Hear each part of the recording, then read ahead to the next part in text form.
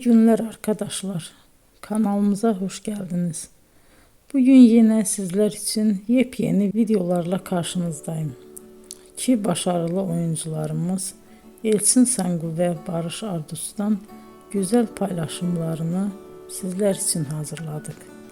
Elçin Sangu, Sevdim Alabora, Yalancı ve Mumları, Kiralık Aşk, İyi Günde Kötü Günde bu dizilerde rol almış ve herkes tarafından çok beğenilmiştir. Biz de Elçin Sangu ve Barış Ardus'tan en güzel sempatik fotolarını sizler için hazırladık. Bu karelerin devamını istiyorsanızsa emeğe saygı olarak kanalımıza abone olup yorum yazmayı unutmayın arkadaşlar.